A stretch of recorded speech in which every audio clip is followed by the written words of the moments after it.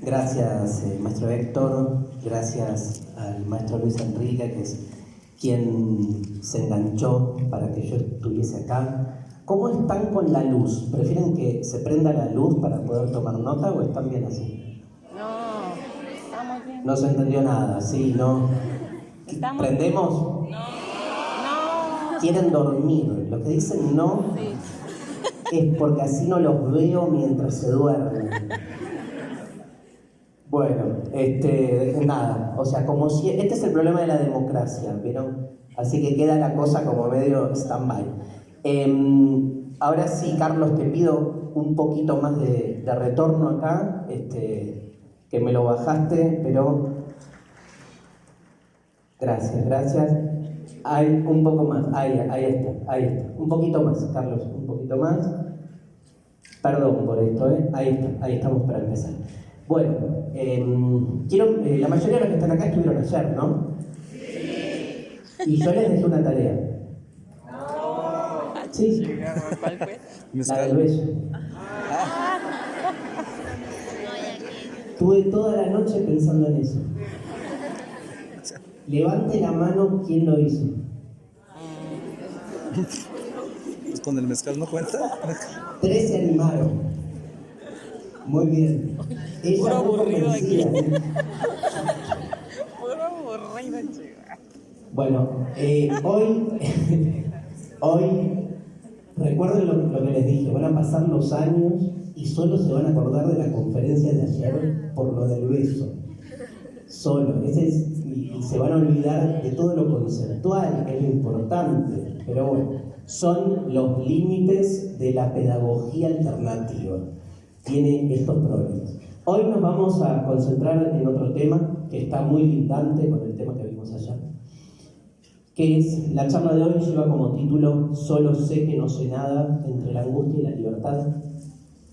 Y como se darán cuenta, la frase Solo sé que no sé nada es antes que nada una frase, con lo cual nos metemos en otro tema muy propio de la filosofía, que es que por un lado la filosofía necesita un desarrollo pedagógico, racional, argumentativo. Incluso la argumentación de la filosofía a veces más que racional termina siendo asociativa. Lo interesante siempre del quehacer filosófico es cómo se van abriendo ideas. Y las ideas se van abriendo a veces argumentando. La argumentación es algo de lo que realmente deberíamos tener muchísima más práctica, que no la tenemos. Argumentar, ¿no? Algo, digamos, que implica poner en juego nuestra racionalidad y poder de algún modo ir viendo, ir demostrando distintas situaciones, distintos argumentos. Muchas veces en las clases de filosofía se trabaja la argumentación más allá de los fines de la misma, o sea, aprender a argumentar, algo que vamos a retomar en un rato porque era casi como el espíritu de estos personajes muy propios de la época de Sócrates, los sofistas, ¿no? Donde la argumentación era un valor en sí mismo y argumentar significaba, más que argumentar en pos de una idea en la que uno creía, tener la capacidad casi formal de argumentar cualquier cosa, que es una capacidad que tenemos, gente. Los seres humanos, si queremos, podemos argumentar lo que queremos. Y en esa argumentación terminar de justificar cualquier cosa. Si creemos denodadamente en algo, vamos a poner la argumentación al servicio de lo que creemos. San Agustín, por ejemplo, lo deben conocer, decía algo así, decía, creo para comprender. O sea, primero creo, primero tengo claro a dónde quiero ir y después voy a utilizar toda la comprensión argumentativa para demostrar aquello en lo que previamente creo. Los que somos, como decíamos ayer, más agnósticos, más del palo de la filosofía, jamás podríamos, en principio, partir de esa idea, porque uno dice es al revés. Primero comprendo y después creo. Una vez que comprendo, digo, entendí, entonces creo en eso. Pero Agustín, y no es casual que todo el pensamiento cristiano parta a la inversa. Primero creo en Dios y después voy a argumentar para demostrar que esa creencia en Dios tiene sustento. Es una interesante disputa que hay al interior de la filosofía. Si primero creo para comprender o primero comprendo para creer. Sea una u otra, lo distintivo de la filosofía es el uso de la argumentación. ¿Qué es una argumentación? Es como ir planteando distintas condiciones iniciales, por decir así, distintas enunciados, afirmaciones, e ir concatenándolas. Vieron que cuando uno argumenta es como que va explicando algo y va demostrando que si determinado enunciado se deriva del otro y el otro se deriva del otro y el otro se deriva del otro, entonces llega a una conclusión que por sí misma cae. Porque si A es B y B es C, A es C. Ahí estoy haciendo una derivación lógica. Estoy partiendo de ciertos enunciados que me llevan finalmente a una conclusión. Eso es argumentar. Argumentamos todo el tiempo. A, B y C pueden ser, comentarios sobre fútbol, comentarios sobre el amor o comentarios sobre la política. Y entonces la argumentación se vuelve un arte, una capacidad, una destreza. No se olviden que la palabra arte en Grecia se decía tecné. Y tecné tiene más que ver con la destreza, con la técnica. Es más propio de nuestro tiempo pensar al arte como algo más de la expresión, de lo subjetivo, ¿no? El arte suponía como una capacidad técnica, una destreza de generar, por ejemplo, argumentaciones. El tema con el argumentar, que es algo muy propio de la filosofía, vuelvo al inicio, es cuando el argumentar se vuelve algo procedimental. Y como les decía, uno ve, un programa de televisión donde vemos a nuestros políticos discutiendo. Y en un punto uno se da cuenta que la discusión tiene más el objetivo de que la argumentación parta de la destrucción del otro que de la idea que se quiere plasmar. Algo que sucede todo el tiempo, no solo en los programas de televisión, que es el mejor ejemplo, sino uno se encuentra con esas situaciones en su vida cotidiana. Entras a discutir con un hijo, con tu pareja, y llega un momento que ya no importa lo que estás discutiendo, lo que querés es tener más argumentos que el otro porque entras en una guerra argumentativa. ¿Les pasa? ¿Hola? ¿Se quedaron pensando o están escuchando a los de al lado que están ahí? Está interesante lo que está sucediendo, ¿eh? ¿Qué estará pasando? En cualquier momento salimos al lado a ver así tipo en caravana, a ver qué hay. O esta pared me parece que se puede abrir. Sería, ¿qué pasó en el cuarto Congreso Internacional de Educación? En esas discusiones, donde es cómo logro con mi argumento, alcanzar una mayor racionalidad que el otro, lo que se va perdiendo es el fin. Y es un tema muy importante para entender, estas prácticas filosóficas, hasta qué punto la filosofía realmente tiene un objetivo, tiene una finalidad. Sócrates decía, no se puede hacer filosofía si no es tratando de buscar la verdad. Pero te das cuenta que el método para alcanzar la verdad, que es la argumentación, a veces peca esa argumentación de escindirse de esa búsqueda y volverse un fin en sí mismo.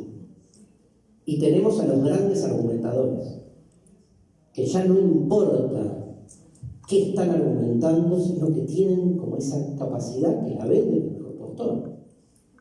Así se los conocía a los sofistas en la antigua Grecia. ¿Saben que la palabra sofista, ayer vimos la palabra filosofía, vean que la raíz es la misma que la de Sofía? Sofista es algo así como aquel que de algún modo es un mercader del saber, alguien que desprecia el saber, ¿sí? Esa terminación de sofista es una terminación despectiva en realidad. Es como quien, porque lucra con el saber. ¿Por qué lucra? Porque le da lo mismo su capacidad argumentativa depende quién le paga más, va a terminar argumentando a favor o en contra del aborto, por ejemplo. Un tema que sé que está muy presente acá en la comunidad de Oaxaca. Argumentos a favor del aborto o en contra del aborto, hay miles. Y la capacidad argumentativa, para los que argumentan bien, ¿no? Después hay argumentaciones muy pobres, de uno o de otro lado, pero en la argumentación, obviamente vos te vas dando cuenta, ¿no? Digamos, cómo si uno quiere, puede siempre alcanzar la conclusión que uno previamente necesita o desea alcanzar. Este es, digo, un buen ejemplo para entender que, digamos, hay que tener como cierto cuidado, por decirlo de otro modo, cuando uno hace filosofía, dejar la argumentación así tan libremente, ¿sí? A ver qué pasa. Está bueno ir siempre como midiéndola, a ver hasta dónde nos lleva. Y esa argumentación libre, por decir así, tiene que ver con la finitud, ¿no? Digo, como lo propio del ser humano es ser finito, es evidente que esa finitud hace que, como no lo podemos todo, como decíamos ayer, todo pueda ser demostrado. ¿Sí? A veces uno lo piensa al revés, y lo digo con este ejemplo. Se suele decir una frase muy famosa que es: si Dios no existe, Dios como sinónimo de la verdad, ¿no? Como metáfora del absoluto, si Dios no existe, todo vale. Si Dios no existe, el ser humano puede argumentar cualquier cosa. Porque Dios, de algún modo, creo, para comprender, te fija un norte. Siempre me hizo ruido esa frase. Si Dios no existe, todo vale. Primero cuestiono lo negativo del todo vale. O sea, depende, yo qué sé. Podemos realmente poner en discusión lo negativo del todo vale en la medida en que el todo vale genera violencia. Ahora, si el todo vale lo que genera es que cada uno pueda construir desde su propia subjetividad algo así como su vocación o su deseo, y escaparse de la normativa que establece previamente hacia dónde hay que ir, no me parece tan mal. El todo vale me parece que es negativo cuando se plantea como orden, y me parece positivo cuando se plantea como reacción o resistencia contra aquellos que nos quieren imponer un orden natural y cerrado. Ahora, yo lo pienso al revés la frase. Como Dios existe, todo vale. Porque como Dios existe, todo termina valiendo para justificar lo que Dios supuestamente previamente nos brinda como marco y como respuesta. Digo, los mayores exterminios de la historia se hicieron en nombre de Dios, del bien y de la verdad. No se hicieron en nombre del todo vale o en nombre de la libertad. Ojo con eso, porque a veces nosotros creemos o tenemos una lectura de la anarquía en términos filosóficos, como una especie de locura generalizada donde todos nos matamos con todos, y nos olvidamos que nuestra cultura regida por la ley lleva más de 3.000 años y es básicamente la historia de una matanza, de una masacre. Entonces, me gusta esa comparación. Si Dios no existe, ¿todo vale? O como Dios existe, todo vale al servicio de Dios. Porque me cambia un poco el esquema. La otra faceta que les quería traer tiene que ver no con la argumentación, o sea, la filosofía por un lado es el arte de la argumentación, es cierto. Pero por otro lado, la filosofía, ¿saben qué es? Es el arte de la asociación. Se los diría casi psicoanalíticamente, como decíamos algo ayer. El arte de asociar literariamente, si me permite. Hay un filósofo que se llama Derrida que dice que nada hay afuera del texto. Esa frase significa que nosotros somos básicamente palabras. Yo soy palabras. Nada hay fuera del texto.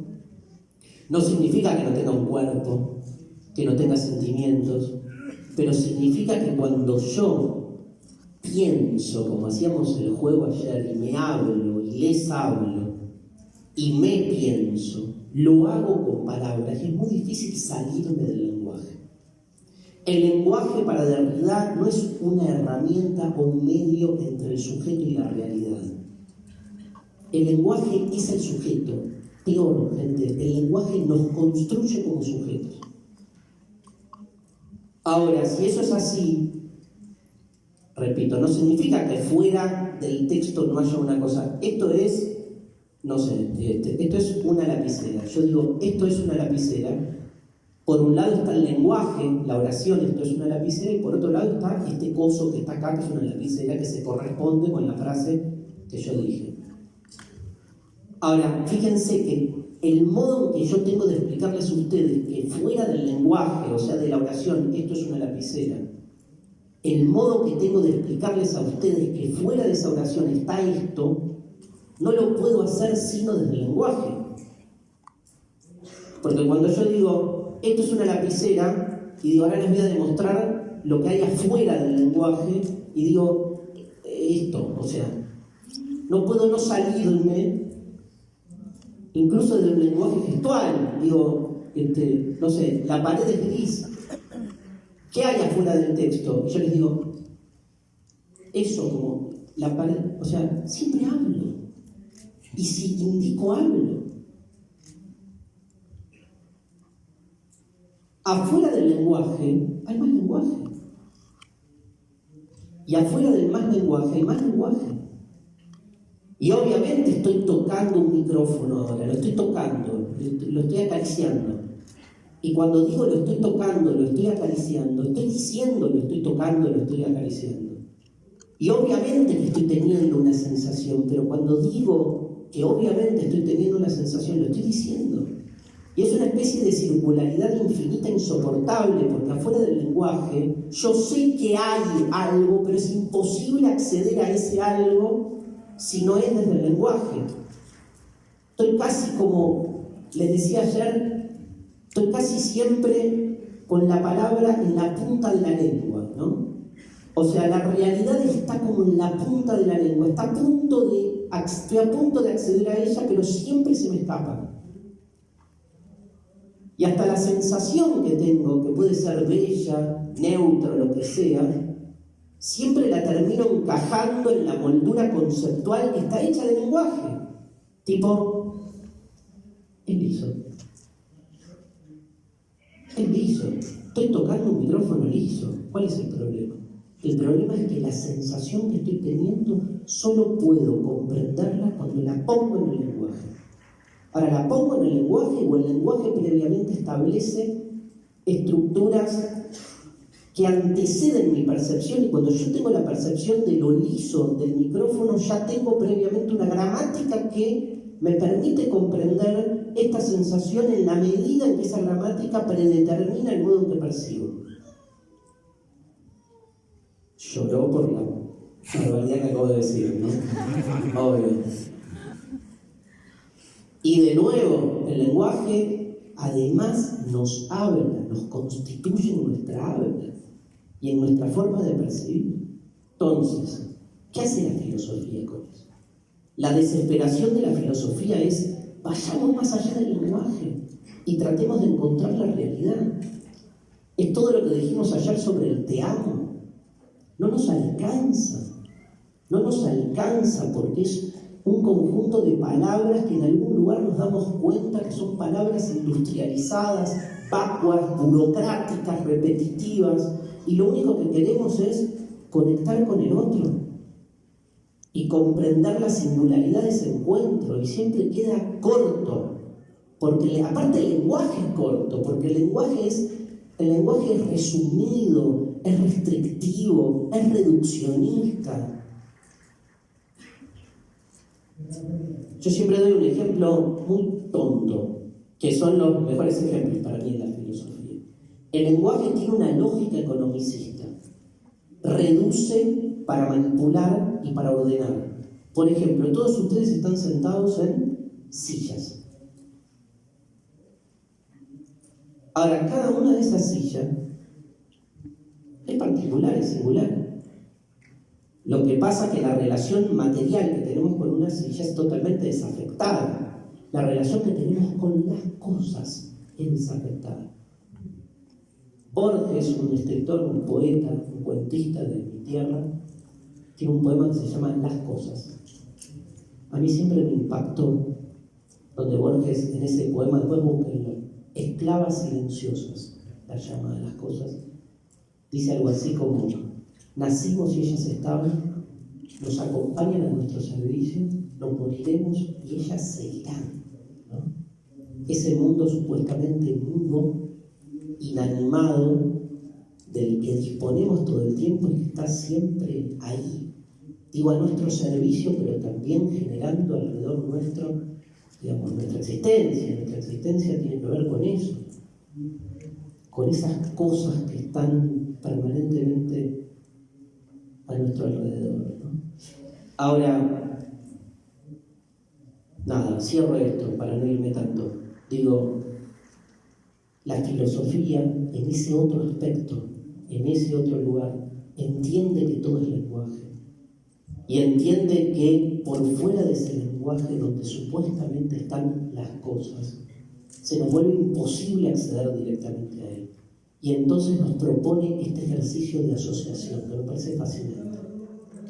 ¿Cómo encontrar, si todo es lenguaje, en el armado del lenguaje nuevos significados? ¿Cómo encontrar nuevos significados en el lenguaje? Asociando, creando, imaginando. Si todo es lenguaje, entonces todos nosotros, ¿saben lo que somos? Gente, artistas, narradores, poetas. Porque si nuestra existencia básicamente es una existencia, digamos, que se realiza en el habla, entonces, para decirlo de algún modo, somos escritores de nosotros mismos. Y entonces, perdón, tomémonos la existencia como una obra de arte, porque eso somos. Y vayamos a nuestra propia existencia con todas las categorías propias de la experiencia estética. Porque si nuestra identidad es narrativa y somos lo que decimos de nosotros mismos, estamos escribiendo de nosotros mismos una novela. Esa novela tiene un punto final, se llama la muerte. El tema es qué pasa en esa historia que escribimos y que nos escribe.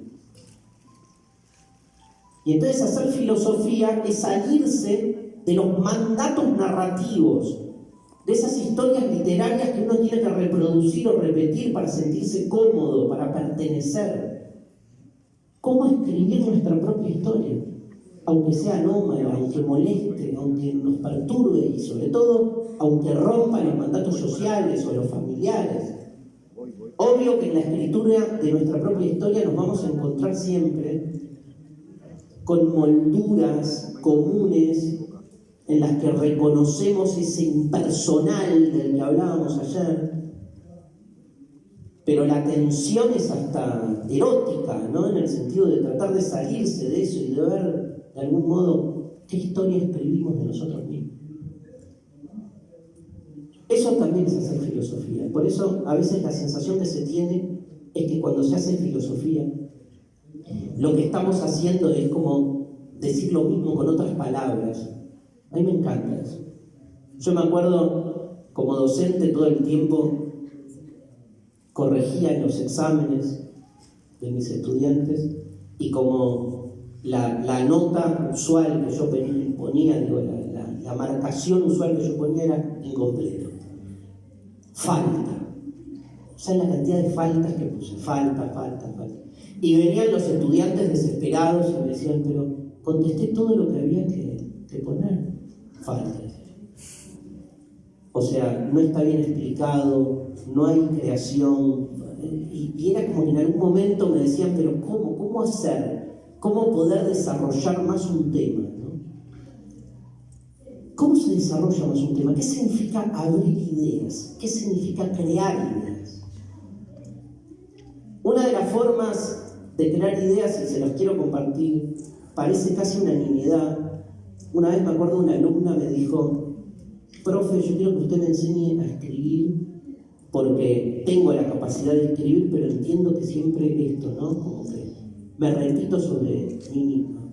Me acuerdo que le dije esto, mira, cuando vos tenés una idea la escribís, ponés punto seguido, siempre punto seguido, porque nunca cierra la narración que hacemos de nosotros mismos. No hay punto final. Punto final nos lo ponen. Se llama la muerte, segunda mención. Ponés punto seguido. ¿Y sabes qué haces? Volvés a explicar lo mismo con otras palabras. Me acuerdo que me miró y me dijo, eso es trucho. ¿Trucho la conocen acá? No. Trucho es... eso es falso. Eso es algo hasta manipulador, ¿no? Bueno, no es manipulador. No estoy agregando nada. Eso es como, ¿no? Le digo, no, al revés. Parece que no estoy agregando nada.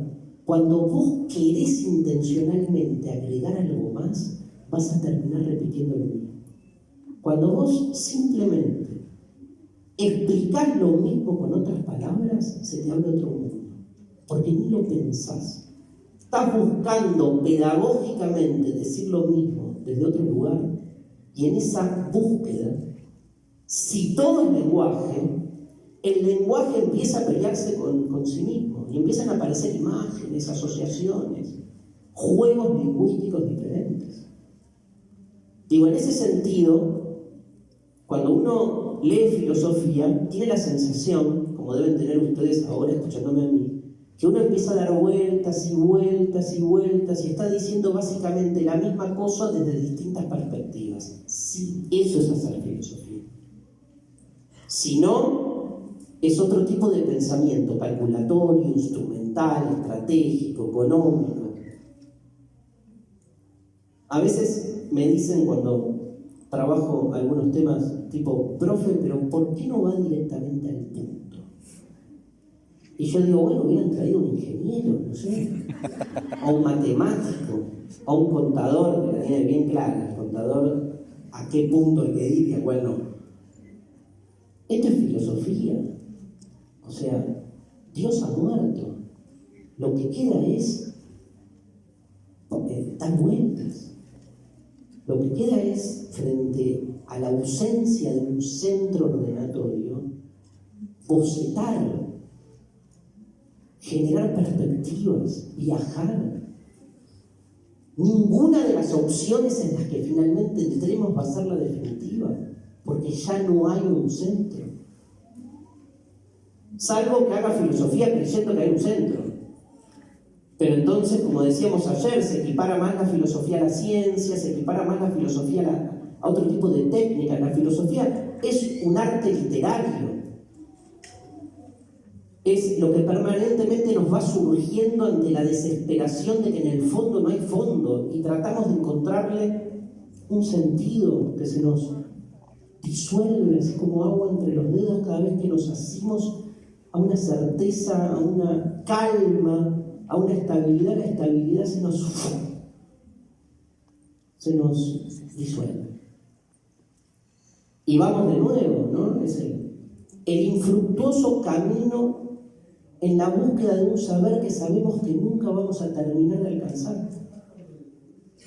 Pero por lo menos podemos encontrarle en ese perspectivismo, decía Nietzsche, o sea, en esa capacidad de ir siempre desde distintos lugares a un centro inexistente.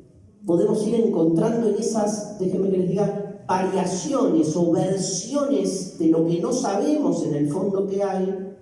Esas versiones diferentes nos van dando las posibilidades de las distintas narraciones que vamos haciendo.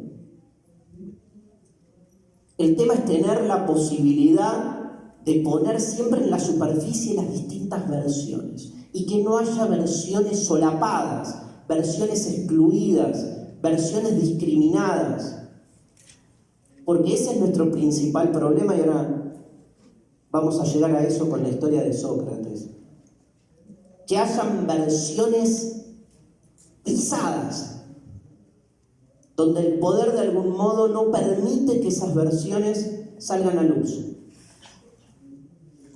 versiones ocultas o versiones por debajo, en castellano se dice subversiones. Por eso la filosofía no puede sino ser una práctica subversiva.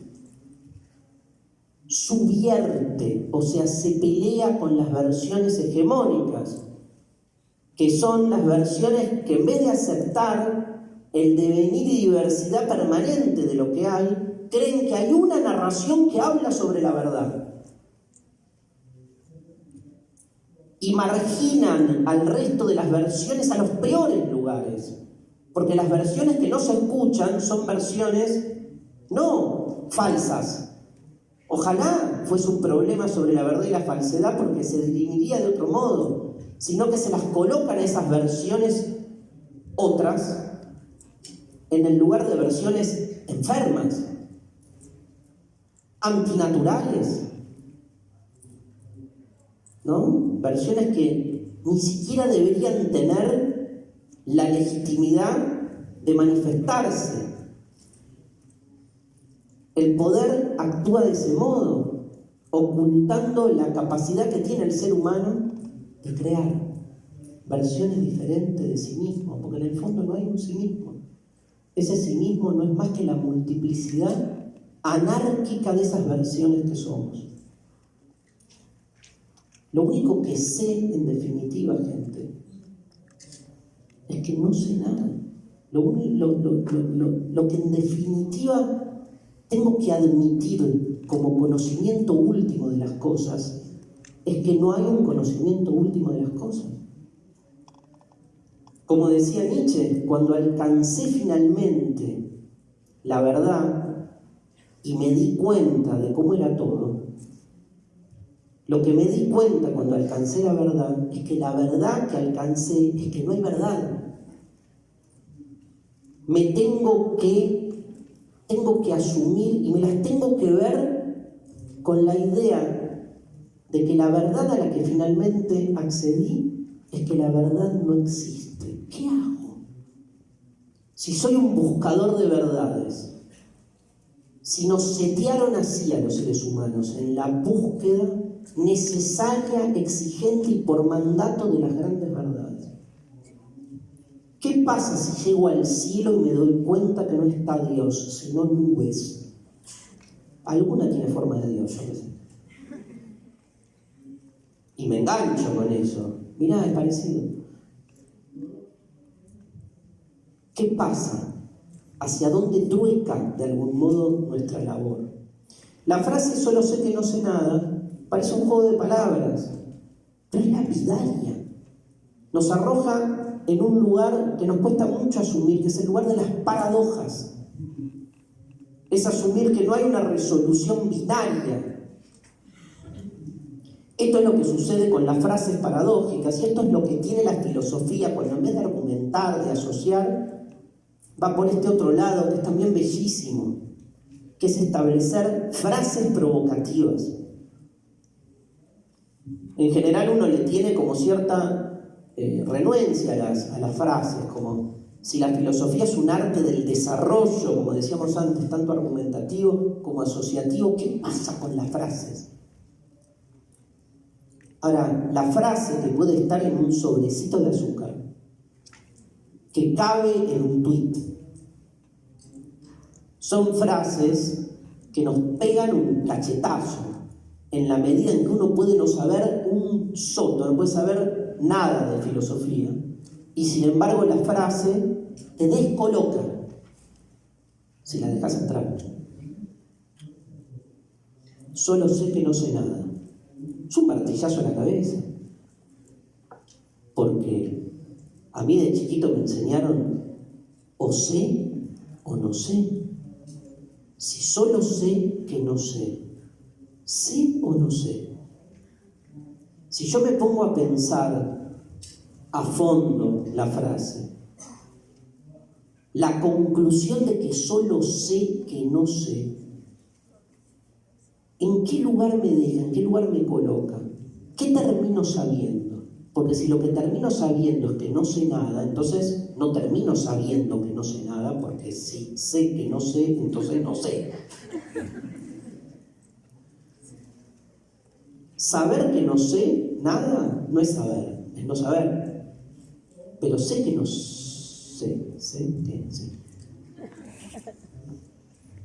Es tremendo.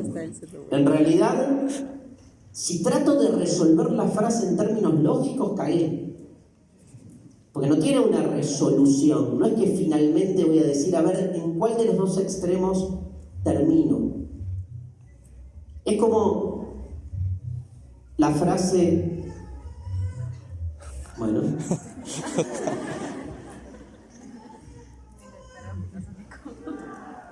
¿Quién la estará pasando mejor? Es como, hay frases paradójicas. Ustedes conocen frases de filosofía, pero hay frases paradójicas. Ahora voy a volver al concepto de paradoja. Digamos que tienen por ahí otro tipo de estructura. Por ejemplo, una más simple. Ahora vuelvo al solo sé que no sé nada. Una más simple que dice todo es relativo. Yo afirmo que todo es relativo. O sea que todo puede ser de otra manera. Ahora, la frase todo es relativo, ¿es relativa? Porque si dije que todo es relativo, entonces lo que yo estoy diciendo también es relativo. Si lo que yo estoy diciendo también es relativo, eso significa que puede ser que no todo sea relativo. Entonces la frase todo es relativo es una cagada.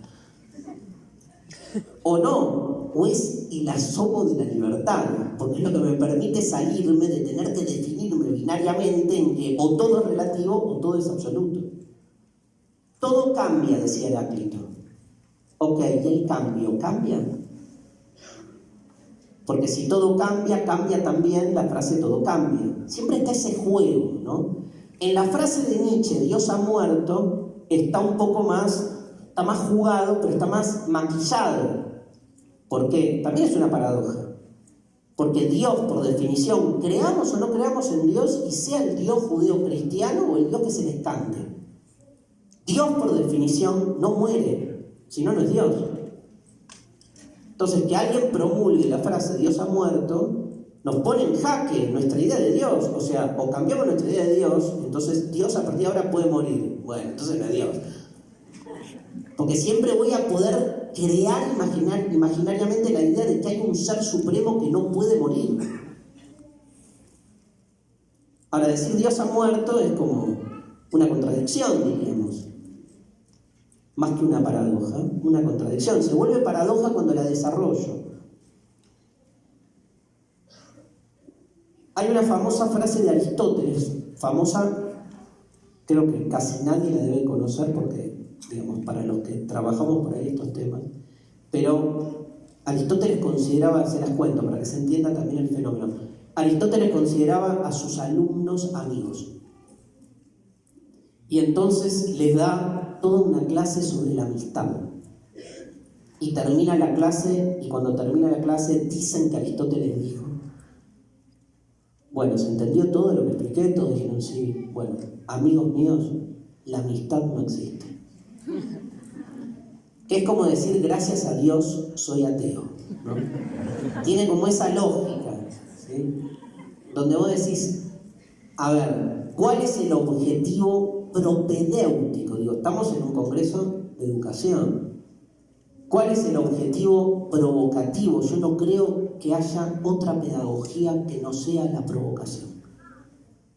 O sea, que la pedagogía se resuma en la reproducción sistemática y burocrática de los contenidos ya preestablecidos. Eso no es un aula, eso es una fábrica, o un cementerio, o una fábrica de cadáveres, si quieren. Si hablamos del aula, hablamos de otra cosa. Hablamos de un lugar vivo, provocativo, irreverente, de un encuentro con el otro, con nuestra propia otredad, de una movilización interior y social frente a lo que sucede ahí. Entonces, ¿cuál es el objetivo de esta frase? Su propedéutica, obviamente, es hacernos pensar. Las paradojas nos hacen pensar muchísimo en el modo en que sistematizamos lo real, en que diseñamos lo real, en que creemos que pensamos lo real. Hay una famosa paradoja, ya que estamos con las paradojas. Quiero contarles esta porque siempre me causó como especial interés. Dice así, hay dos paradojas más que les quiero contar. Esta es la primera. Parece que cuentan que Epiménides, el cretense, ¿la conocen esta? No, Epiménides el cretense decía que todos los cretenses mienten. Epiménides el cretense decía que todos los cretenses mienten. Epiménides, ¿mentía o no mentía? Pues sí. No se los estoy preguntando, es una pregunta retórica. ¿Qué cosa? No pueden estar tan atentos, menos. Epiménides, ¿cómo sí? Si Epiménides el cretense, digamos, decía que todos los cretenses mienten y por ende Epiménides mentía, eso significa que si Epiménides mentía, entonces es mentira que todos los cretenses mienten. Por lo tanto, él no miente. Los cagué. Ahora, si Epiménides, digamos, no miente y dice la verdad que dice Epiménides, ¿cuál es? Que todos los cretenses mienten. Entonces caemos en una paradoja, en una circularidad. Una vez, uno de mis hijos, yo tengo 3 hijos, mi hijo del medio, que ya tiene 14 años, le expliqué esta paradoja y me dijo, era más chiquito igual, me dijo, papá, ¿y si es mentira que Epiménides era cretense? Genio. No, era como... Porque todo es suponer de antemano que Epiménides el cretense. ¿Quién dijo que Epiménides era cretense? O sea, la llevó la duda a la máxima expresión. La otra paradoja, esta es la que más me gusta, es medio angustiante, pero ahora vamos a hablar de la angustia. Es la paradoja de Teseo, que decía lo siguiente: hay un barco que sale de un puerto con 10 marineros, un barco hecho de madera. El barco va de un puerto a otro puerto. Cuando sale del puerto, los marineros empiezan a sacar las maderas y las van cambiando por otras maderas de un barco que va en paralelo. O sea, el barco va andando y en paralelo va otro barco. Entonces sacan una madera. Cuando sacan una madera, el barco no se hunde porque es solo una madera. La tiran al barco de al lado y el barco de al lado le tiran otra madera. Y así van cambiando todas las maderas del barco.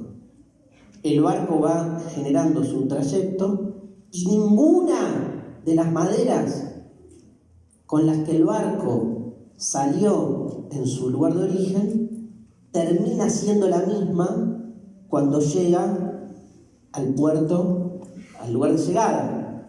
O sea que ninguna de las materiales que hacen al barco son los mismos que tiene el barco cuando llega de cuando el barco partió. Ahora, los 10 marineros también se van a la mierda. Cambian de barco y suben otros marineros. A tal punto que cuando vos ves, lógicamente, el barco que llega al puerto B no tiene ningún elemento común con el barco que surgió del puerto A. Les pregunto, ¿el barco es el mismo o no es el mismo? Qué difícil, ¿no? Sí, pero no. ¿Qué llevo? La idea del barco, no sé. Pero tampoco es una idea, llegó un barco. Qué ejemplo de mierda, ¿no? Digo, anda a trabajar, Heráclito. Toma tu mezcal. Me enamoré del mezcal, perdón, pero era obvio. Escúchenme. Es la frase de Heráclito que dice: nadie puede bañarse 2 veces en el mismo río. Las aguas del río son siempre las mismas o son siempre otras, y son siempre otras. Yo entro cada vez al río y el río es siempre otro. Entonces no puedo bañarme 2 veces en el mismo río, pero estoy entrando siempre al mismo río. El tema es que ese río, que se supone que es el mismo, no es el mismo, porque el río son sus aguas y sus aguas cambian. Es cierto, pero el río es el mismo. ¿Pero qué es el río? río su cauce, y no, porque también cambia, porque las piedras, porque la tierra, o sea, ¿cómo resuelvo esa paradoja? Se la resuelve, ¿no? Hay una famosa frase que dice: de los laberintos se sale por arriba, ¿no? Como cambiar el eje. A mí me gusta en la frase de Heráclito decir: ¿el río es el mismo o no es el mismo? A mí me gusta decir: es y no es el mismo. Me dicen: pero Darío, resolvé. No. No. Justamente estamos peleándonos, deconstruyendo el principio binario. Miren, yo estoy cambiando todo el tiempo. Yo ya no soy el mismo que ahora, ni el mismo que ahora, porque en estos 2 segundos murieron 10.000 células, y en estos 2 segundos más, iba a decir nacieron, pero no, siguieron muriendo 10.000 células más. Vamos camino hacia la muerte, tercera mención de la muerte. Está ahí, esperando, ahí la dejamos entrar. Ahora, yo nunca soy el mismo. Yo ya no soy el mismo que hace 2 minutos, porque ahora ya soy el que di en el medio de esta clase el ejemplo de la paradoja de Teseo. Hace media hora no era ese. O sea, si yo me pienso a mí mismo, estoy siempre mutando. Y no hay ninguna particularidad misma que sea idéntica a sí misma y que se reproduzca siempre la misma a lo largo del tiempo. Pero soy Darío. Uno dice: el nombre. No, puedo cambiar de nombre. No sé, el sexo. El sexo, puedo cambiar, obvio. El cuerpo muere todo el tiempo. Gracias. ¿Qué es el mezcal que pedí? Perdón. Ahora se va a poner lindo. ¿Qué queda de mí todo el tiempo en ese transcurso? Nada, gente. Yo soy siempre el mismo y otro. Soy siempre el mismo y otro. Y eso es lo que resulta insoportable para nosotros, que tratamos como de decir, pero pasa lo mismo. Me voy a la mierda con esto, para que se entienda. Pasa lo mismo con la idea de patria, por ejemplo. La patria siempre es el otro. La patria siempre está renovándose, reinventándose a sí misma en sus fronteras, en su relación con la otredad. ¿A quién apaña? ¿A quién deja fuera? Es otra manera de pensarnos. Entonces, miren a dónde llegamos con el solo sé que no sé nada.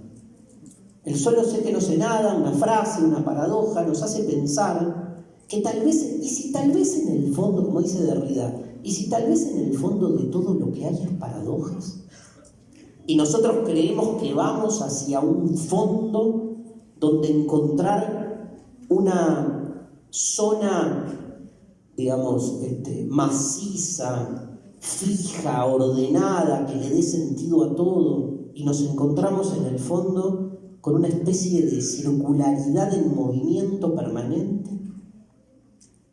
Uno dice: ¡qué horror! O sea, claro, uno dice qué horror, pero se olvida que en definitiva, cuando pensamos a fondo lo que somos, como dijimos ayer, somos seres finitos. O sea, la última verdad, si quieren, a la que podemos llegar, es a la verdad del devenir de nuestra finitud. ¿Cuál es el devenir de nuestra finitud? Que nacimos para morir. No para en el sentido de que el objetivo de haber nacido es morirse, no. Que el nacer no tiene sentido.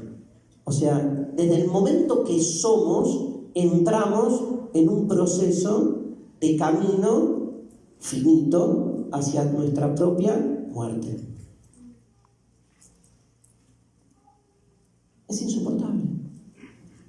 Porque entonces se nos van como diluyendo todas las cuestiones, todos los acontecimientos que hacen a nuestra existencia. Si lo ponemos en esa trama absoluta, donde entonces la cosa solo puede tener sentido si hay un sentido final que hace que nuestra vida entonces cuaje en algo, y sí, ¿no?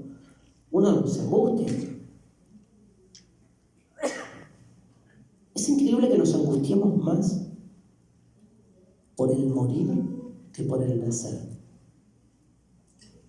Filosóficamente hablando, a mí me angustia más el hecho de ser que el hecho de dejar de ser.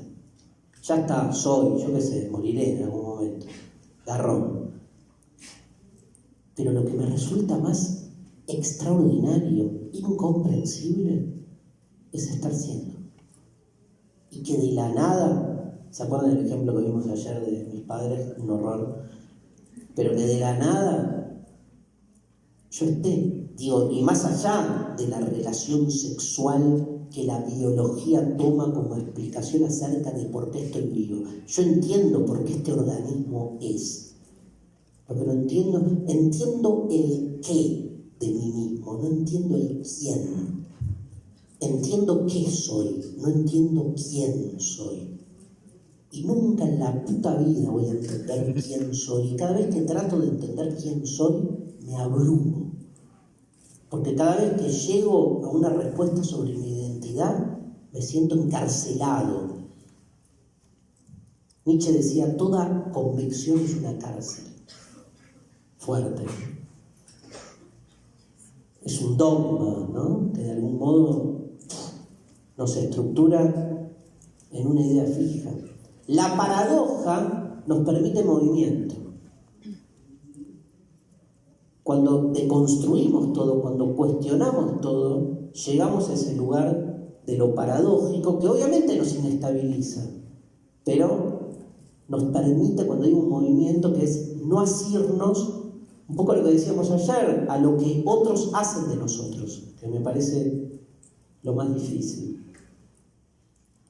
Lo iba a explicar después, pero lo explico ahora esto. Es como que acabamos de mostrar que la identidad misma es paradójica, porque creer que podemos llegar a saber quiénes somos resulta, en definitiva, paradójico, porque nunca terminamos de saber quiénes somos, porque estamos siempre mutando. Por eso es fundamental salirse de, digamos, la prepotencia de la identidad. A mí me gusta más pensarlo al revés. Vivir no significa ir en busca de saber quiénes somos, sino tratar de desmarcarnos de lo que otros han hecho de nosotros. Yo creo que la libertad tiene más que ver con eso, no con alcanzar un estadio final donde digo, soy libre, soy yo, me apropié de mí mismo, sino al revés. Yo desde que tengo conciencia ya soy muchas cosas, pero ninguna de esas las elegí. Ya estoy como incorporado, ¿no?, a dispositivos previos que establecen formatos de identidad de los que soy parte. Entonces yo no voy en busca de la identidad, yo lo único que quiero es desidentificar. Para mí ser libre es poder salirme de esos esquemas y en todo caso volver a entrar si quiero, si me cabe, o si no me queda otra. Pero poder generar, digo, el insight, ¿no?, de decir, ¿qué está pasando acá? Ese término es clave, el de la desidentificación, porque a nosotros nos llenan la cabeza con la idea de, no sabés quién sos, qué garrón, qué horror. Tenés problemas. ¿No sabés quién sos? Tenés problemas. Perdón, la existencia, si no es problemática, se vuelve un producto, se vuelve una receta, se vuelve industrial. Sí, tengo problemas. Es más, busco los problemas. O sea, vivo de la problematización de la existencia. Porque lo otro que es la normalización absoluta de la vida cotidiana. Ahora, ¿esa problematización me hace feliz? No. ¿Por qué hago algo que no me hace feliz? No sé. No. Cuestionemos la felicidad. ¿Te hace feliz preguntarte todo y cuestionar todo y problematizarte todo? Cuestionemos la felicidad. Dos conclusiones en relación a ella, a la felicidad. La primera, para mí ser feliz es realizarme. Ser feliz no es digamos, tener cara de feliz cumpleaños. Ser feliz es encontrar algún tipo de realización, que nunca es definitiva, pero tiene que ver con eso. Yo me realizo haciendo filosofía, y hacer filosofía es angustiarse. Por lo tanto, soy feliz cuando me angustio. Bien ahí, ¿no? Y sí, o sea, soy feliz en el sentido en que uno cuestiona el formato de felicidad previa. Por eso déjenme decirles otra paradoja. Solo cuando dejé de creer en la felicidad, empecé a poder ser feliz. Esa es una paradoja fundamental que tiene que ver con la desidealización de ciertos grandes valores que nos obturan. Solo cuando dejé de creer en el amor, me enamoré.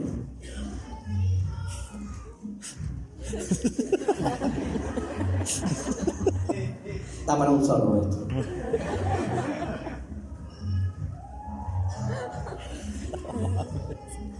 Somos como voyeur, ¿no? Estamos como...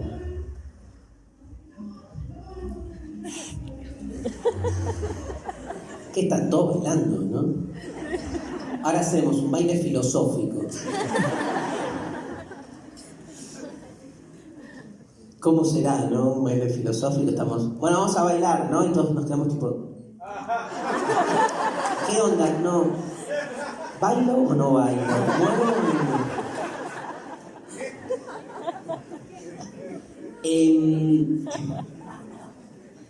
Todo el mundo conoce la frase "solo sé que no sé nada", ¿no?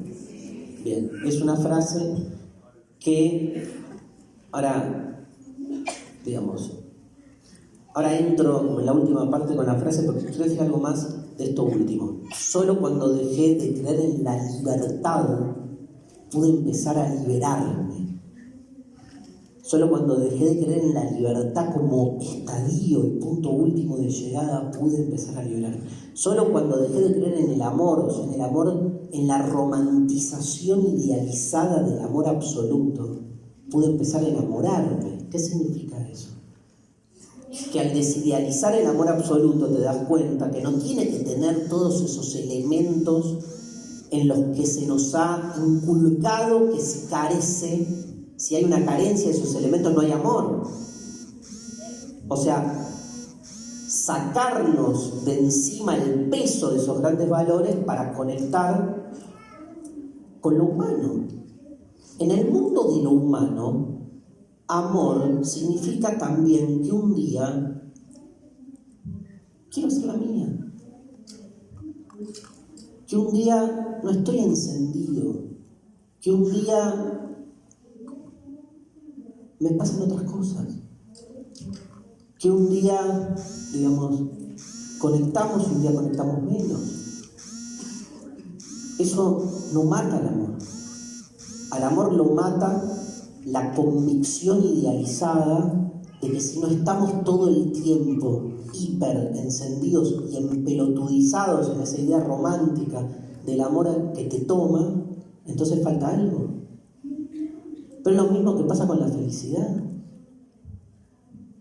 O sea, hay días que me levanto con la angustia de no sé qué mierda estoy haciendo en el mundo. Y eso también, digo, me hace feliz porque entiendo que la felicidad también tiene que ver con algo no resuelto. Y entonces vienen y te dicen, o sea, ¿vieron el mandato de la felicidad? El mandato de la felicidad es insoportable. Se da sobre todo en primavera. Que en primavera todo el mundo, o con días lindos, ¿no? Como que, vieron que toda climatología se vuelve medio psicológica en algún momento. Entonces, es un día lindo, vamos a estar mejor. ¿Con qué? Digamos, la gente se muere igual en los días lindos o en los días feos. Vos seguís pasándola como el orto si tenés un problema, aunque salga el sol o no salga el sol. Pero el mandato de la felicidad está asociado a la primavera, al verano. Como en el verano no podés sufrir. ¿Por qué? Porque hay sol. ¿Qué tiene que ver? ¿No? Pero hay como una especie de asociación casi metafórica también de lo gris, de lo otoñal con la angustia. Quiero hablar de la angustia, que es mi tema favorito. El solo sé que no sé nada. No voy a ahondar en la historia de Sócrates y todo eso porque todo el mundo la conoce, pero me parece que básicamente es una frase que llama a pensarnos en tantos seres finitos. O sea, lo interesante, lo político de la paradoja es asumir que solo sé que no sé nada significa eso, asumir que no lo podemos todo, que no lo sabemos todo, que podemos saber pequeñas cosas, pero que en el fondo, del fondo, no sabemos nada. O sea que si saber es poder alcanzar una dimensión absoluta del conocimiento, no sabemos nada. Sabemos cositas, yo qué sé. Hay una verdad, no está en este mundo, así lo dice Sócrates. Cuando finalmente se da cuenta que en el fondo, si hay una verdad, no está en este mundo, entonces ahí su vida cambia, porque entiende su propósito. Y su propósito es otro. Porque si la verdad no está en este mundo, él se da erróneamente o arbitrariamente a hablar en nombre de la verdad. Porque si la verdad no está en este mundo, ¿qué pasa con todos los que se creen sus dueños? Entonces dice Sócrates que el propósito de la filosofía es siempre un propósito político, que es cuestionar el poder. ¿Y qué es el poder?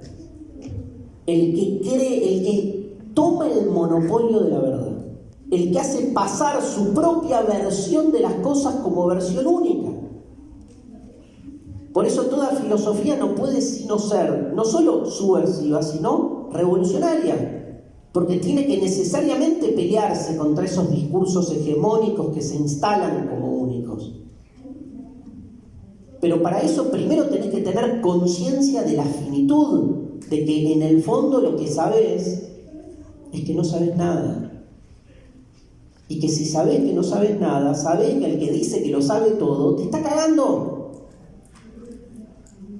O está haciendo pasar su propio interés como interés de todos. Ese es el giro. Ahora, hay un giro político en el solo sé que no sé nada, que es genial que lleve hacia eso. Y que a lo largo de la filosofía nos ha dado lo que es una filosofía de la deconstrucción. Pero hay también un giro más existencial, que tiene que ver con la angustia, porque si solo sé que no sé nada, la paradoja me convoca a una angustia existencial que me la tengo que bancar.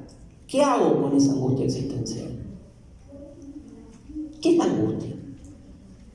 ¿Puedo distinguir la angustia de otros estados de ánimo, por ejemplo? Ayer decíamos, una cosa es la angustia existencial y otra cosa es la angustia cotidiana. Es cierto.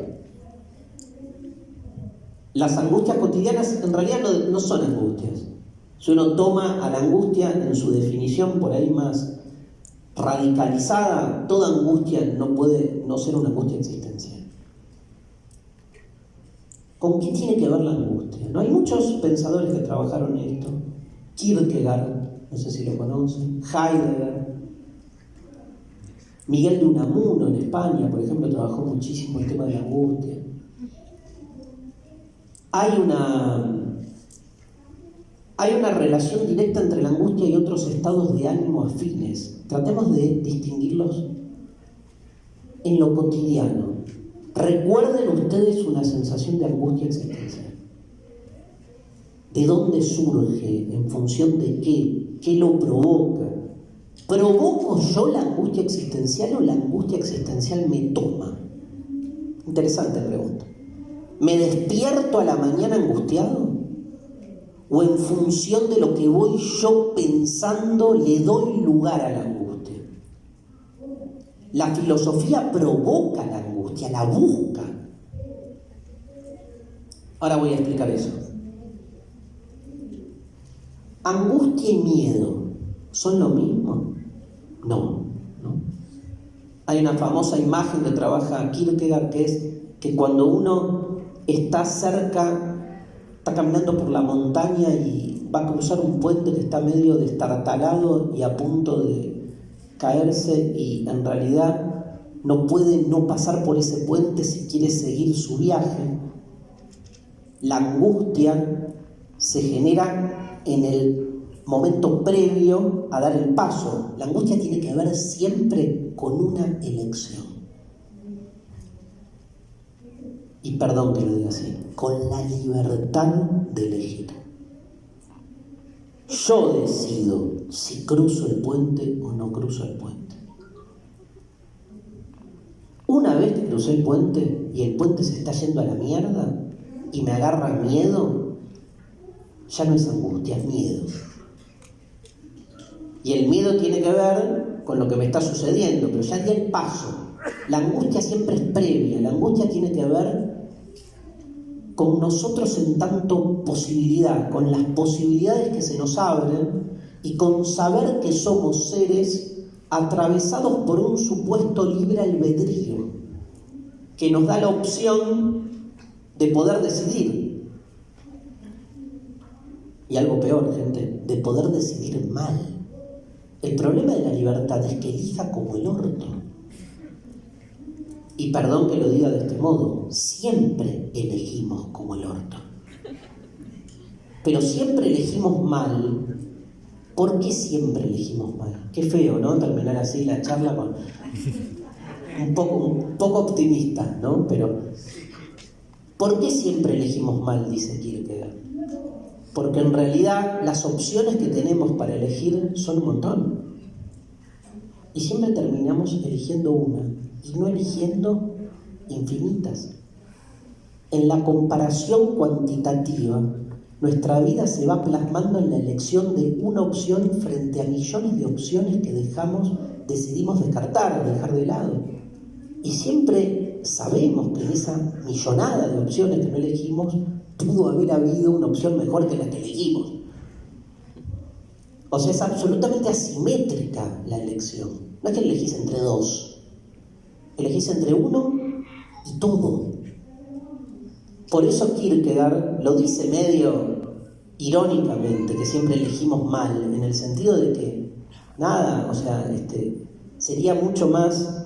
hubiese sido mucho más interesante una vida donde uno tuviera a disposición muchísima más capacidad de elección de la que uno termina teniendo. Angustia y tristeza, o angustia y melancolía, tampoco son lo mismo. Tenemos que poder dimensionar por dónde pasa la angustia. A mí me gusta compararla con un estado de ánimo. La angustia es un estado de ánimo. La pregunta es medio rara la pregunta que voy a hacer, pero piénsenla un minuto.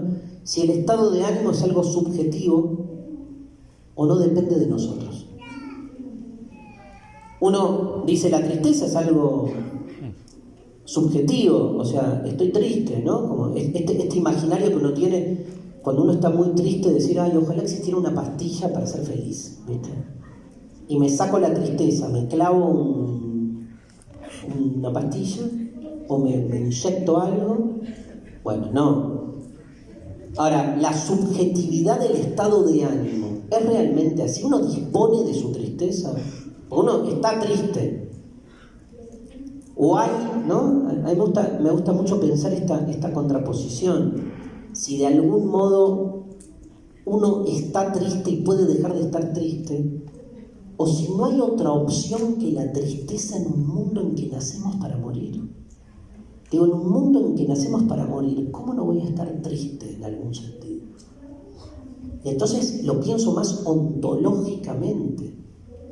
O sea, obvio que la tristeza es algo que me toma y que yo me siento y que yo me puedo salir, pero en un trasfondo donde hay una tristeza originaria que tiene que ver con la sensación de lo insoportable que es para nosotros, la finitud. La finitud entristece. Pero eso nos permite una relación distinta con la tristeza, con la melancolía. A mí me gusta comparar a la angustia con el tedio, el aburrimiento esencial, lo tedioso. O sea, el tedio es la sensación, para mí exactamente opuesta a la angustia, pero ambas dos son insoportables y ambas dos provocan la filosofía. ¿Qué es el tedio? El tedio es la sensación de que, digamos, estás sumergido en el medio de todo, pero nada de ese todo te cierra. Tenés todo a disposición. Es como cuando uno agarra el zapping en el televisor, tengo 180 canales y empezás tuc, tuc, tuc, tuc, tuc. Pará, boludo, quédate en uno. Tenés 180 canales, ninguno. No hay nada, Pero no ¿cómo hay nada que ver. ninguno? Fíjense qué loco. Gente, tienen a su disposición todo lo que quieren. Canales infantiles, deportivos, de noticias, telenovelas, películas, pornografía. Ninguno. No les pregunto dónde, en cuál pasan más tiempo porque no importa. Pero, ¿por qué ninguno? ¿Es un problema mío? Qué loco, ¿no? No es solo un problema mío. Ahí hay una falla, si quieren, más ontológica que tiene que ver con esa sensación. Borges describe la angustia en la figura del tigre. Ese tigre que está dentro de la jaula y que va de un lado para el otro y que va, viene, va, viene, va, viene, va, viene. ¿A dónde está yendo? No, se está tratando de ir.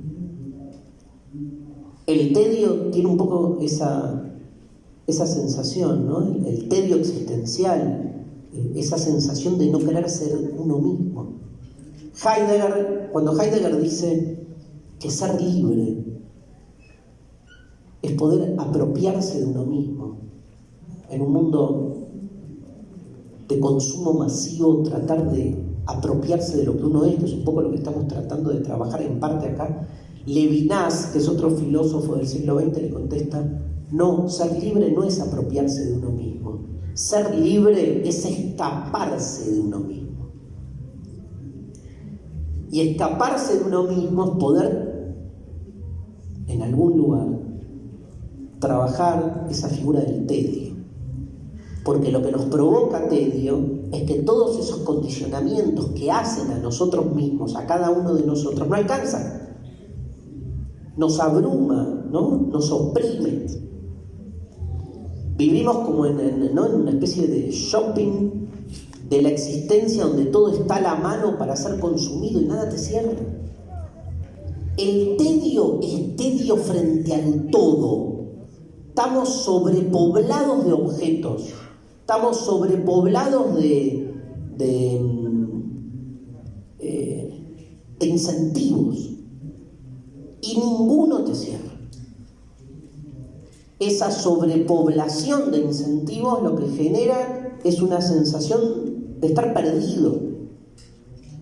Y el tedio es una necesidad de escaparnos hasta de nuestro cuerpo, porque sentimos nuestro cuerpo colonizado por esa sociedad de consumo que nos consume, ¿no? Nos marca, construye, decíamos ayer, hasta nuestro propio deseo. El tedio es ese alerta, o sea, no quiero esto, no quiero lo otro, no quiero... Piensen al tedio en términos vinculares también, cuando uno tiene esa sensación de no hay manera ya. Vayas por donde vayas, ya está porque yo ya no soy yo. Si el tedio es tedio, ¿me siguen? Sí, digan que sí, ¿me siguen? Bien. Si el tedio es tedio frente al todo, la angustia es angustia frente a la nada. La angustia es lo contrario del tedio, pero provoca lo mismo. No es la sensación de estar sobrepoblado de objetos, es la sensación de saber que aunque esté sobrepoblado de objetos, todo al final igual se termina.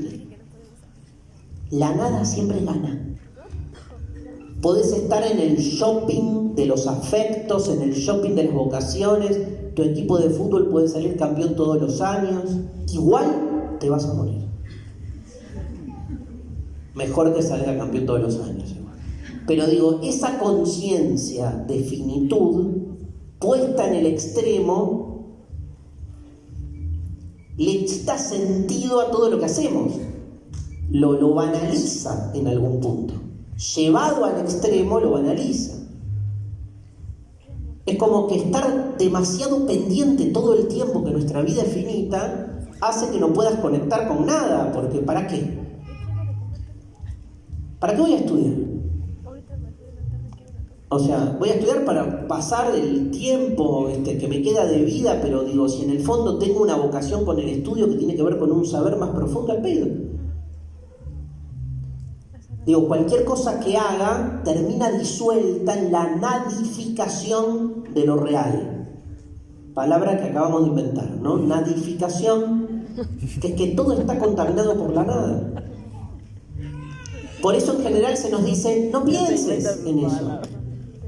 Como que disfrutar es no pensar. O sea, no pienses en tu carácter finito, porque entonces no hay manera de disfrutar nada, digamos.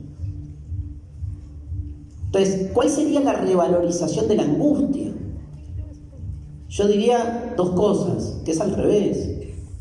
Primero y principal, la angustia existencial es una, aunque les parezca rara, es una manera de libertad. Sobre todo porque lo que plantea, por ejemplo, Heidegger es que ante el temor y temblor que nos provoca la angustia existencial, Heidegger usa este verbo, miren, huimos a la cotidianeidad. Y entonces creemos que nos realizamos en aquello que nos brinda lo cotidiano.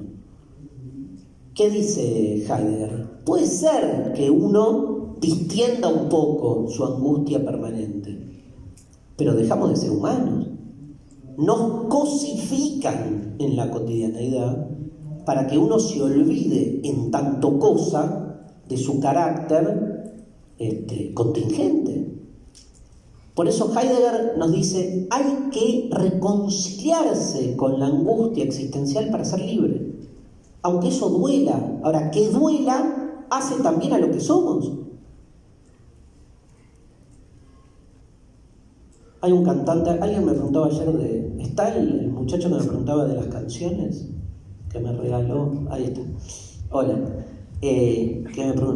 Hay una canción de Caetano Veloso, ¿le tenés a Caetano Veloso? Un cantante, autor, poeta brasileño, una canción que dice, ¿por qué riman el amor y el dolor? Casi como un juego metafórico, pero para entender que hay una coesencialidad. O sea, si el amor fuese realmente mandarse mensajitos de amor el día de San Valentín, bueno, es el triunfo de la industrialización absoluta del amor. Bueno, con la existencia pasa lo mismo. No es que tenga que doler en el mal sentido, existencialmente hablando. O sea, obvio, uno lleva la carga de saber que en el fondo no hay fondo.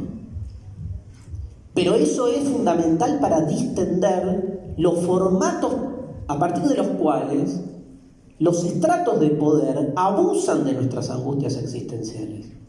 Hay un lugar, y lo digo con todo el respeto, donde la religión, por ejemplo, se erige como un gran emprendimiento institucional, digamos, que sale a aprovechar esa sensación de angustia existencial y trata de algún modo, sacarle rédito.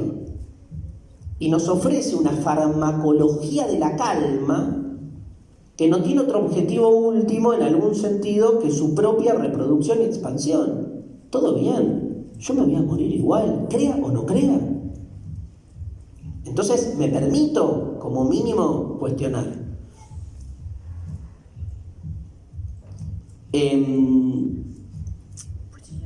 Una última cosa, digamos, sobre la angustia, y pasamos a la ronda de preguntas.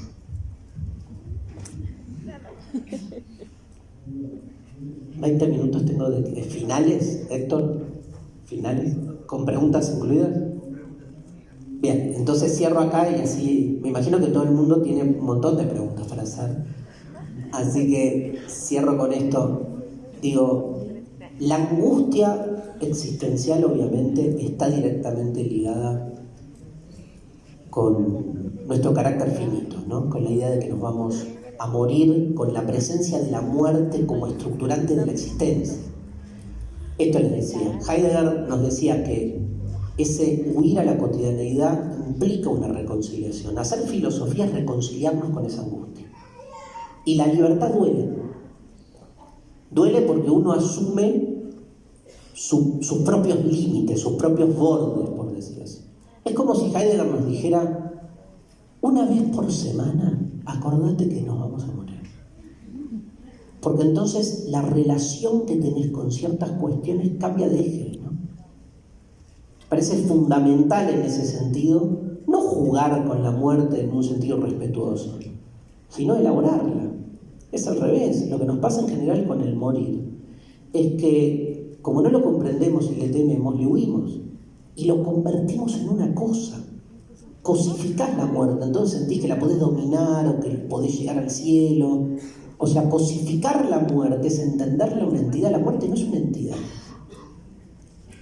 La muerte es el final de nuestra vida. Si nuestra vida, como decíamos al inicio, es una obra de arte, la muerte es el punto final.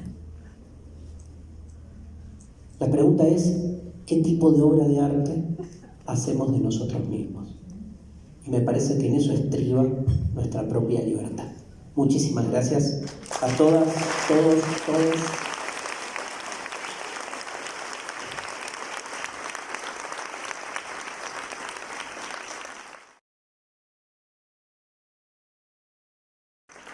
Tenemos un ratito de preguntas.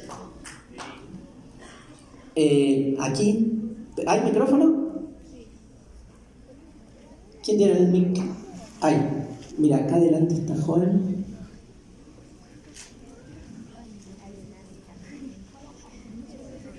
Hola, buenos días, mi nombre es Carolina. Bueno, yo en lo personal quería preguntarle que, para su opinión, usted, ¿qué es el amor para usted? No lo dijo. En lo personal. Lo personal. Voy a hablar desde la filosofía, que es lo que vengo a hacer y a trabajar mis ideas. Obviamente, en todo lo que hago estoy implicado, no me cabe duda, pero como le pasa a cualquiera. Pero me parece que yo creo que, digamos, hay un... Primero, creo que es muy difícil de poder hacer encajar el amor en las molduras en las que uno está acostumbrado a definir. Cuando uno define, definir es poner fines, ¿viste? Definir. Cuando uno demarca, que es poner marcos, delimita, que es poner límites, trata de encontrar una definición, digamos, que de algún modo sea ordenada, porque entre en esos marcos. Yo creo que lo primero que te puedo decir es que yo no he encontrado ninguna caracterización del amor que sea definible en esos términos. Siempre le falta algo a la definición del amor, porque es justamente en algún lugar lo que trasciende todo límite. En tanto fuerza, viste que tratás de entender qué carajo es el amor, que es un sentimiento, un polvo, no sé, es feronomas, una reacción enzimática, es algo metafísico que te viene de afuera y te toma. O sea, ¿qué genera con el otro? ¿Por qué con el otro? ¿De qué manera? ¿En qué términos? Vos, como decíamos ayer, tenés un montón de dispositivos previos que establecen los modos de construcción de la subjetividad afectiva.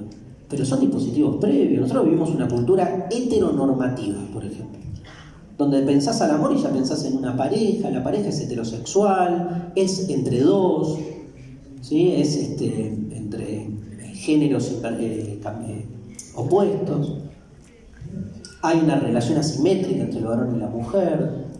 No dejas de pensar al amor en términos, aunque cada vez menos, pero no deja de tener una especie de teleología reproductiva, donde pensás al amor en esa relación que empezaron a pensar los griegos, donde el objetivo final del amor es la reproducción. Entonces se te arma como un candombe ahí difícil. Yo creo que básicamente es una vocación infinita hacia el otro. O sea, yo creo que el amor es básicamente un ejercicio de entrega. O sea, lejos creo al amor como una expresión de lo propio, sino al revés, como una desapropiación de uno en función del otro. Hay una frase que a mí me gusta mucho que dice que amar es retirarnos para que el otro sea. Que es lo contrario a como uno piensa el amor, porque yo te digo, ¿qué te da a vos el amor? Y vos decís, si a mí el amor, nada, me hace más feliz, me da felicidad, me da tranquilidad, me da bienestar, me hace crecer, me hace mejor persona, me. ¿Y el otro? No importa el otro importa en la medida en que encaje en esos me. Bueno, no, para mí es al revés. Digo, primero está el otro, y a veces el amor por el otro genera que esos se convulsionen y uno tenga que vérselas con sus propias limitaciones. Entonces también el amor es siempre un acto político, en el sentido de que te transforma, ¿no? Yo creo que la pareja es un proyecto político en algún lugar, porque implica un ejercicio mutuo de autotransformación, donde el otro provoca todo el tiempo movimiento. Bueno, algo de... Gracias. Sí. Vayan pasándose. ¿Hay alguien ahí atrás? Sí. Buenos días, Darío, licenciatura en Psicología, Emily, de Lice Guapjo. Yo quisiera saber, para ti, ¿qué es conciencia, inmortalidad? Y si nosotros somos esa obra de arte, ¿quién es el autor? Bien.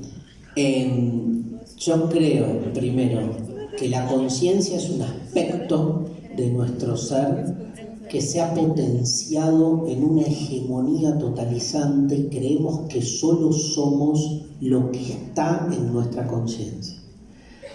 Nuestra conciencia se ha vuelto hegemónica, nuestra conciencia en tanto aptitud racional, ejercicio mental. Creo que nuestra tarea cada vez más es poder deconstruir la hegemonía de lo consciente y darle espacio a otras esferas que también construyen nuestra subjetividad históricamente dejadas de lado. Primero, el cuerpo. Segundo, entender que la conciencia no deja de ser algo corporal, aunque estamos todo el tiempo tratando de escindirla. Obviamente, toda esa zona, y ahí voy a la segunda parte de tu pregunta, toda esa zona más inconsciente que determina lo que somos. Porque en definitiva uno cree que es uno mismo, pero uno está de algún modo puesto en un lugar, digamos, donde lo que uno cree que decide en la conciencia está de algún modo determinado por fuerzas inconscientes y estructurales que de algún modo nos constituyen. Yo creo que la idea de que hay un creador que escribe nuestra historia es al revés, es una metáfora que nosotros escribimos para estar más tranquilos. Si nuestra vida es una obra de arte, una de las opciones es escribir una historia que es la historia más tranquilizante para nosotros, donde el gran protagonista es una especie de ser supremo que le da sentido a todo lo que hacemos. A mí esas novelas me aburren. A mí, a otros les puede dar placer o tranquilidad. Yo estoy todo el tiempo dándome cuenta el ejercicio arbitrario en la creación de ese personaje. Y no me gusta que ese personaje central, llamado Dios por algunos, el absoluto por otros, tenga siempre las mismas características, que es blanco, europeo, cristiano, burgués, heterosexual, varón, adulto. Nietzsche decía, solo puedo creer en un Dios que sepa bailar. Nadie se imagina a Dios bailando. Ese personaje a mí me excita un poco más. Un Dios, digamos, que le escapa a todas esas características propias de lo que es la hegemonía arbitraria de cierta versión del humano que se terminó plasmando, ¿no? No creo que creo que nosotros escribimos nuestra propia historia y que cuando escribimos no somos cabalmente siempre nosotros los que escribimos. Escribimos nuestras historias y nos escriben nuestras historias y somos la tensión entre esas dos escrituras. Casi te diría que en la escritura de nosotros mismos somos más las comas que las letras. Somos más los silencios que los fonemas.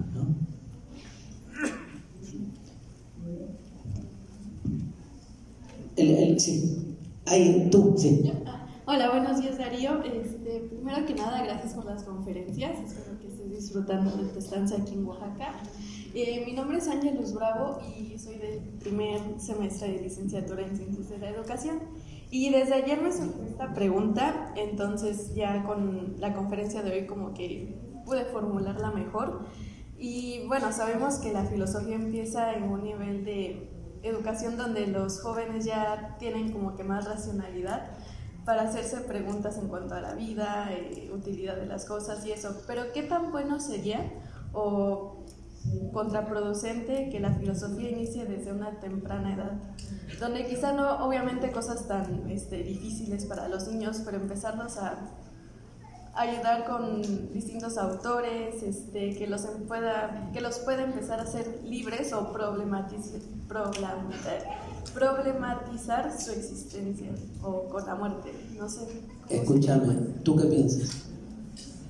Yo creo que sería, bueno, sí sería muy complejo para ellos, pero a mi parecer sería como que irlos formando para que a una edad donde ya empiecen a tener como que problemas con esto, con el otro, como que ya tengan una solución y los ayude más a su convivencia con los demás. Me encanta. O sea, no me cabe duda, gracias por la pregunta, no me cabe duda que de cuanto más chicos, niños, se empiece a hacer filosofía, mejor. Y también esto, digo, para cuestionar la idea de que a los chicos hay que educarlos cuanto más chicos, digamos, en situaciones no conflictivas, ¿no? Digamos, poniendo más el acento, ¿no?, en la formulación de los límites duros. Es cierto que hay una necesidad, si querés, de formación, de culturización, por decirlo así, pero que no tiene por qué ser tan dogmática. Digo, ¿viste el problema de hablarle a los chicos de la muerte? ¿Cómo le hablo a los chicos de la muerte? Digo, los chicos van viviendo muertes por todos lados, ni hablar que se la pasan viendo en la televisión 1000 muertes por todos lados, y sin embargo, digo, es más el adulto el que no sabe qué mierda hacer con la explicación que lo que el chico puede recibir, al revés. Ahora, cuando un chico viene y te dice, ¿qué hago con esto? O sea, se murió, no sé, mi mascota, digamos, o el abuelito, digamos, ¿cómo la explico? Y ninguna explicación te va a cerrar. Y es asumir que, ¿no? Es aparte poder dialogar con los niños en el sentido de, nada, lo podés pensar así, lo podés pensar desde otro lugar. Vos dijiste al final algo clave. Dijiste, justo al final de tu respuesta, dijiste, es aprender a convivir con los otros. Yo creo que eso es lo que mejor puede ayudar la filosofía si uno la da desde una edad temprana. O sea, yo creo que la democracia y la verdad absoluta no pueden convivir. Porque si hay una verdad absoluta y alguien cree que la hay, es imposible darle lugar al pensamiento del otro. Para que lo más importante sea el pensamiento del otro, nadie tiene que tener razón, de algún modo. Y me parece que los chicos son muy devotos de sus propias convicciones, pero también, como decía Nietzsche, los chicos creen en algo hoy y a los 3 segundos creen en lo contrario. Son geniales, digamos. En ese sentido me parece, primero, que ya hacen filosofía de por sí, pero me parece que todas esas inspiraciones, incentivos, detonantes, ¿no?, para que todo eso surja, me parece ideal. Ahora hay que pelear contra las instituciones, que ya se pelean con la filosofía en la edad, digamos, de más grande. Imagínate la incorporación en los estudios infantiles. Hay mucho desarrollo de filosofía para niños. En Argentina hay un par de colegios que dan filosofía desde primer grado, pero no es algo incorporado a la currícula como algo así institucionalizado. ¿Quién más? Ahí. ¿Quién tiene el micrófono? Bueno. Sí, escucho. Bueno, yo soy estudiante de la licenciatura en Ciencias de la Educación y pues tenemos como un chip en busca de la verdad siempre, ¿no? Sí. Está instalado ahí y de repente la escuela, la familia, es como una estructura que te encarcela porque te pone barrotes para que tú no cuestiones y pues de repente puedes abrir los ojos y ver que esos barrotes los puedes tirar tú desde adentro. En esta cuestión, como docente, ¿cuándo adquieres tú esa conciencia para poder compartir y para poder provocar y para dejar que tus estudiantes provoquen, cuestionen toda esta cuestión? Porque hay una frase que al final siempre la vemos: la verdad te hará libre. Entonces, ¿ahí qué haces? Bien. Muy buena la pregunta, gracias. Primero, yo me peleo con esa frase, ¿sí? La verdad te hará libre. Me peleo con la frase porque yo creo que no hay libertad si pensamos que hay una única verdad. Yo creo que la primera liberación es del mandato de encontrar una verdad última, ¿sí? En primer lugar. En segundo, y voy hacia tu primera parte, que es clave. ¿Cómo doy clase si no creo en una verdad? Y si estoy todo el tiempo observando los procesos de normalización que muy bien tú has caracterizado, que circulan en la sociedad y que también en la escuela, ¿no? Pues también hay que darse cuenta que uno entra a la escuela a ejercer pensamiento crítico mientras tomas examen. Y el examen es la peor manera de generar algún tipo de pensamiento crítico. Lo que hace es normalizar ese esquema. Yo me acuerdo un año donde expliqué la idea de normalización y de ejercicio del poder como autodisciplina en Foucault, que terminaba con un texto de Foucault sobre el examen, donde explicábamos que el examen era el modo de mayor deserotización y serialización del conocimiento, a partir del cual la escuela se convertía en una cárcel que lo que hacía era, digamos, como dices muy bien tú, generar un chip para la construcción de conciencias industriales. Y después les tomé a mis estudiantes un examen acerca de la crítica de Foucault al examen. Mis alumnos me miraban con cara de: profe, ¿me está cargando? Y yo los miraba como diciendo: y no, tengo que llenar el acta. El rector me saca de una patada en el orto. ¿Sí? Y entonces es un lugar de tensión el aula también, en esas dos perspectivas. Yo te diría dos cosas. Se me hace largo igual, pero algo lo trabajé hace 2 años cuando vine, así que no lo repito, pero quiero ir a la definición de estudiante. Primero, proponer siempre la palabra estudiante, la palabra alumno, obvio. Y estudiante, etimológicamente, se asocia con 2 términos. Uno es estupefacto, porque el que estudia a fondo y se juega provocativamente con el erotismo del saber, te deja estupefacto. ¿Frente a qué te deja estupefacto? Frente a esa normalización que nos hace creer que el conocimiento es la repetición vacua de los planes de estudio, el ajustamiento a ese plan de estudio. Te deja estupefacto, y mira que otra palabra, te deja estúpido. Porque el que realmente conecta vocacionalmente con el saber, frente al sentido común escolar, es un estúpido. Es como cuando ayer yo decía que era un nerd. ¿Por qué me sentía un nerd? Porque todos mis compañeros estaban, no sé, jugando a la pelota, no sé qué, y yo estaba leyendo a los 5 años libritos acerca del origen astronómico del universo. ¿Y quién era yo? El estúpido. Ahora, lo que se me jugaba en esa estupidez era un deseo de saber. Pero la escuela no está hecha para eso. Y lo digo en un instituto de ciencias de la educación. La escuela no está hecha para la erotización del saber, para generar el deseo por el saber. Nadie va a la escuela a pasarla bien. Nadie va a la escuela a aprender.